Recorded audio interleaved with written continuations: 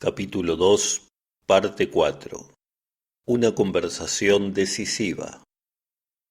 Gracias al esfuerzo de los hermanos y a la sabia dirección del maestro, Isgreb se convirtió rápidamente en un fecundo vergel. En la huerta crecían sanas especies de granos y hortalizas y los frutales, aunque pequeños todavía, anunciaban una considerable cosecha de frutas para comienzos del verano. Alguna mano femenina también había ornamentado con flores las riberas de los senderos, gracias a lo cual todo adquirió vigor y colorido. En los momentos libres, Emil también se sumaba a los grupos de trabajo. Había comenzado sus estudios de filosofía, por lo cual esos momentos eran escasos.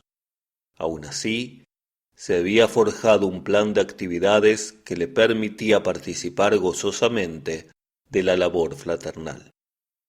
Así comenzaba el día en Isgreb y escuchaba las pláticas matutinas del maestro. También ejercitaba panaurritmia, aprendía los cantos y luego bajaba a la ciudad para asistir a la facultad.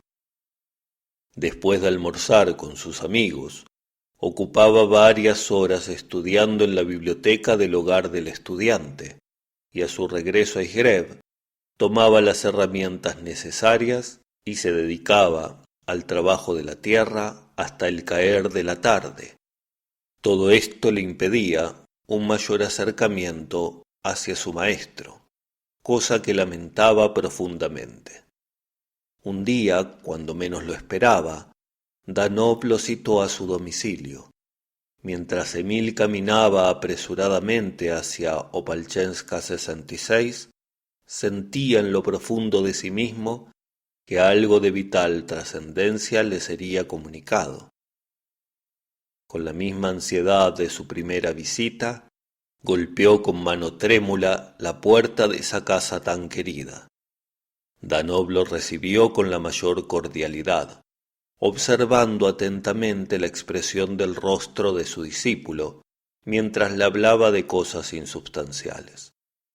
Emil no podía ocultar su impaciencia. Sabía que el maestro no lo había llamado para hablarle de temas baladíes. Se había dado cuenta de que Danov no perdía la oportunidad de probarlo en cada cosa que hiciese o en cada palabra que pronunciara. Finalmente, la conversación se fue encauzando por carriles distintos. En un momento del diálogo, Emil expresó su pesar debido al tiempo que pasaba lejos de Isgreb, del maestro y de los hermanos, a causa de su estudio. Entonces Danov le dijo: «El discípulo es enviado a la tierra para estudiar y obtener aquel conocimiento que habrá de servirle en cada momento de la vida. Infinitas son las cimas del saber que es preciso escalar. Largo es el camino del aprendizaje y arduo el trabajo a realizar. Por eso, Emil, debes crecer. Estudia y trabaja». Estas palabras, pronunciadas con tanta fuerza, sorprendieron a Emil, quien esperaba cierta complacencia por parte de su maestro. Aun así, comprendió de inmediato que no había otro camino para quien quisiera ser discípulo. Aceptó la propuesta y prometió continuar sus estudios, aunque nada fuera tan caro para él como estudiar la sagrada enseñanza que el maestro podía transmitirle. Danov lo sabía. Quizá por eso mismo, con tono sosegado y confortante, continuó: «Tú ya estás haciendo los primeros pasos en el camino del gran conocimiento. Lo más grandioso en la vida del discípulo es su anhelo hacia lo alto. Lo que estás aspirando vendrá. Lo que estás alimentando en tu alma es la realidad de mañana. Tú no debes lograr nada apresuradamente. Todo debe lograrse en forma natural y a su tiempo. Para que el discípulo logre mantener un permanente contacto espiritual con su maestro, debe desarrollar sus cuerpos espirituales. El vínculo entre maestro y discípulo es espiritual. Debe saber que hay 3 estados en la vida de un hombre. El primero es físico. Allí hay inquietud. El segundo es espiritual. Allí hay aspiración hacia un ideal. El tercero es divino, y allí hay paz absoluta. El discípulo debe trascender el primer estado, pero antes debe trabajar en él. En este camino de iniciación, primero ha de ser purificado tu cuerpo físico, en segundo lugar tu cuerpo astral, que está unido a tu vida de tu mundo mental. Sólo de esta manera estarás en condiciones de establecer un correcto vínculo con el mundo causal, donde reside el rayo inmortal de tu alma.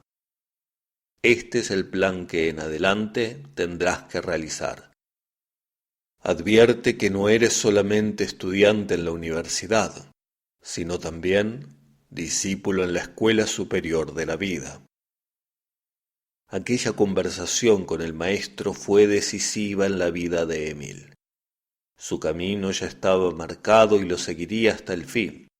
Se le había propuesto, como primer paso, un plan de purificación. Pero, ¿cómo realizarlo? Ya no tuvo otra oportunidad para hablar a solas con Danov y obtener alguna respuesta particular para sus muchos interrogantes. Sólo podía verlo mientras pronunciaba su plática general de cada mañana.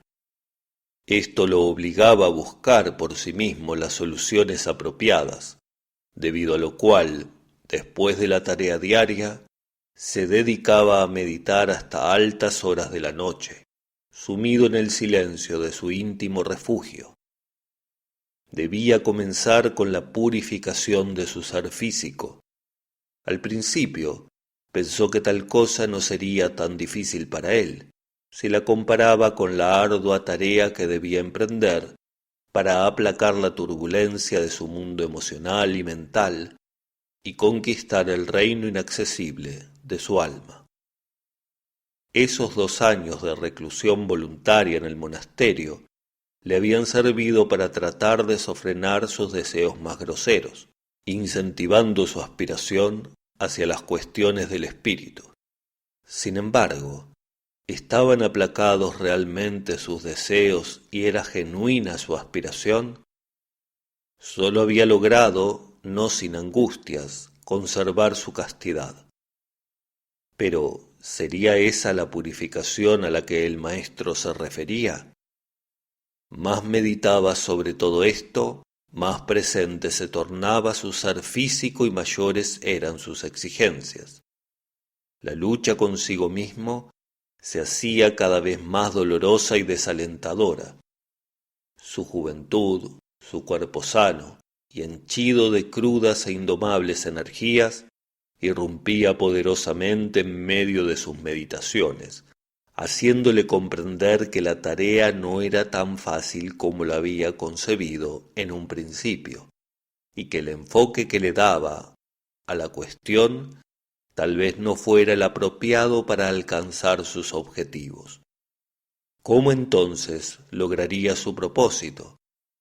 Decidió finalmente confiar sus inquietudes a su compañero de estudio. Mas el problema no era solo suyo.